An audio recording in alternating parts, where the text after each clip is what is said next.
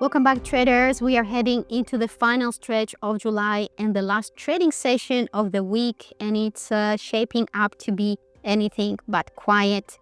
US import tariffs will kick in tomorrow, August 1st, with no trade deal in sight with China.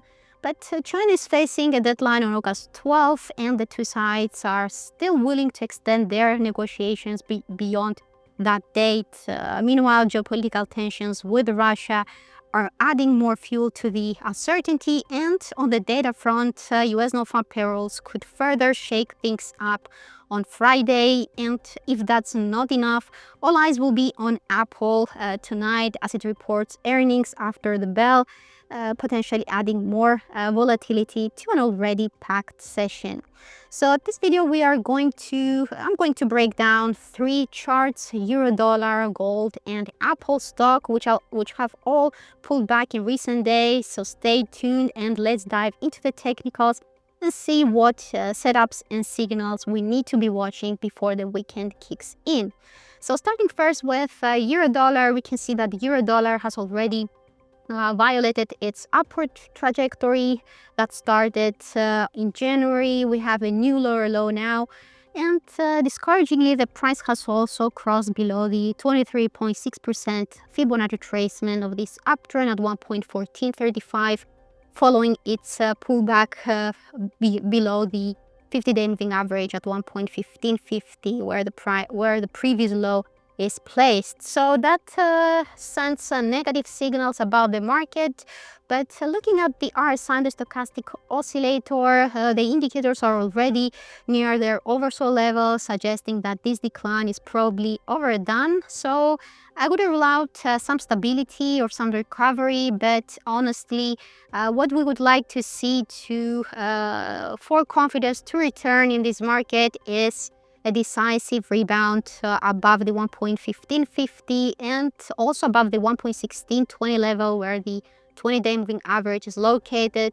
Then if the 1.1690 gives way, we'll probably have another test near the critical resistance of 1.1770, which block this rally from stretching higher. Now in the event, downside pressures resume, the next pivot point could come near the 1.12 and 1.1270 zone. The 38.2% Fibonacci mark is placed here, so that region could delay further declines. If not, we may see another significant extension below the 200-day moving average. If that line gives also, if that line also proves fragile, we could see the price reaching again the 1.10 and 1.1050 zone last seen back in May. Now turning to gold, gold also had is sending negative signals following the breakdown below this triangle. However, looking at the price now, this seems to be trying to pivot near the 3270 support zone from the end of June. So this region could still help the price or could still delay any further weakness. Even not, we could see the price reaching the 3200, the 3230 zone, where the 50% Fibonacci retracement level of this uplift is located. And we still have a couple of negative signals. The price is below the Ichimoku cloud, and the technical indicators down here are still pointing downwards. However, I would rule out some consolidation because the price has already reached the lower Bollinger Band, and the stochastic oscillator is turning up below its 20 oversold level. So that suggests that some stability is likely. So the bias here again is looking bearish to neutral. And finally, looking at Apple stock, this has posted a double top pattern just around its 200-day exponential moving average near 214. Interestingly, that area also coincides with the 50% Fibonacci retracement level of this downfall. So that has sent also some negative signals. Nevertheless, we can see that the 50-day exponential moving average managed to to limit downside pressures near the 207 number. It seems that the price is also trading within this bullish channel, so optimism hasn't fully faded out. However, the risk is still skewed to the downside given the negative slope in the technical indicators over here. The RSI is below 50, the MACD is losing momentum below its red signal line, and the stochastic oscillator is also pointing downwards.